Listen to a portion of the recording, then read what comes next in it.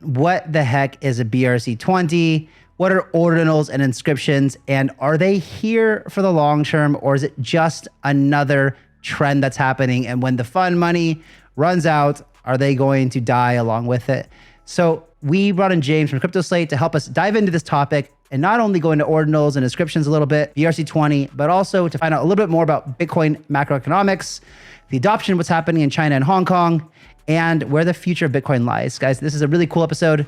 Let's get into it. James, welcome to the stream, man. Thanks for being here. So what are your thoughts on BRC20? So it was really fascinating when it blew up in the beginning of the year. It started with inscriptions. I think it was back in January. And we're actually now at around 10 million inscriptions, which I don't think anyone thought of. Inscriptions are basically the process of writing data into the blockchain via the witness portion of Bitcoin transaction. And that can be data files, inscribed images, audio. I think the video game Doom was on there. I played around with it, it was quite cool. Then you have like the ordinal theory, which is the protocol that assigns a serial number that tracks individual Satoshis. So that started around January, February time and blew up. So I think images started, then you had text. That was really cool to see potentially, does Bitcoin have other use cases? And then BRC20 tokens launched in March. And that's just a token standard that uses ordinal inscriptions to enable the minting and transfer facilities of fungible tokens on the Bitcoin blockchain. So inscription programs the Satoshis and makes them non-fungible, so makes each ordinal unique. And then you have the difference between the BRC20 token and the ERC20 tokens. The BRC20s don't use smart contracts, less functionality, and obviously ERC20s can interact with other protocols and applications. Trying to understand that in the last couple of months has been extremely fascinating. And do you think that there's a place for BRC20s? Do you think it's a novel and useful purpose for the Bitcoin blockchain, or no? Bitcoins had that blockchain trilemma of scalability, decentralization and security, and opted for decentralization and security. So I personally don't see the use case, but again, it's a free and open market. So I encourage anyone stress testing the network. I encourage innovation on the network, and ultimately the market will decide. I understand if you had a really valuable NFT or something like that, and it was a Mona Lisa or something like that or whatever, and you wanted that to be on maybe the most secure network in the world. The difference is actually NFTs using smart contracts on blockchains such as Ethereum, Solana, BNB. They're assets. Those assets are actually hosted elsewhere. So Ethereum's hosted on IPFS, Sol stored on Arweave. So I get it. And then looking at the data, you can see gas usage on Ethereum for NFTs is tanking. So look, if people are moving away from Ethereum to Bitcoin, that's another plus.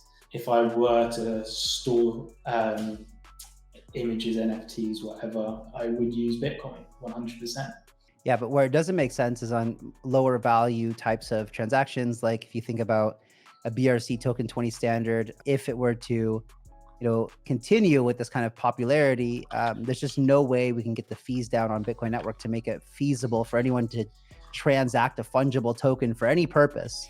No, it doesn't make sense. Only if you're, but this is where I see it in the future that, layer one, I don't think a lot of people will ever use layer one. I think everyone will use it on the innovation on layer two and Lightning. And we've seen Lightning adoption grow actually recently with the number of nodes and channels opening. So it's finite block space. People will fight for it, and people will pay what they deem is worthy to pay for. If they want to do this, go ahead. But we were speaking backstage, and we know probably a recession is coming, especially in my country, in the UK, and the US probably at least by 2024, and people don't realize that fund money is going to go, and if this fund money stays, and then great, but I am not very hopeful. So again, if that's money coming into Bitcoin, again, great, helps the developers, and it takes away from the other coins in crypto. That's again another net benefit. So I think overall there are more net benefits here, and it is again stress testing the network to see what is good, what's bad. But again, at the end of the day, it's the free and open market will decide. So where do you see right now Bitcoin heading? Because I know that the hash rate has, I think, has increased as well. Also, Bitcoin miners are making more money than ever right now, obviously, because of the transaction fees have gone up since Ordinals. You see there's 10 million inscriptions. That kind of transaction volume was never seen in Bitcoin before. I'm guessing that we have now the most transactions happening on Bitcoin network in history, I'm guessing. Yes. So yeah, transaction count was going through the roof. On an inverse, actually, addresses were going down.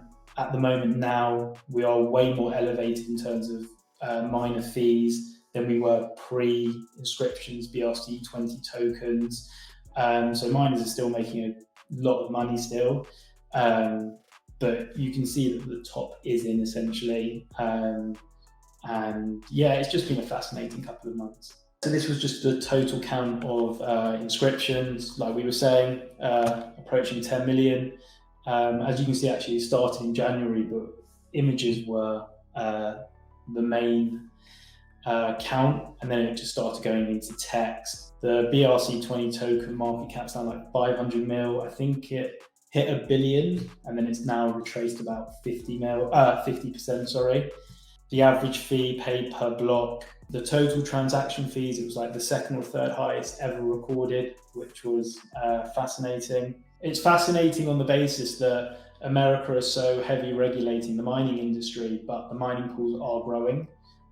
So is it America saying one thing and everyone else is ignoring them, or is it, well, we don't actually know the truth, same with China.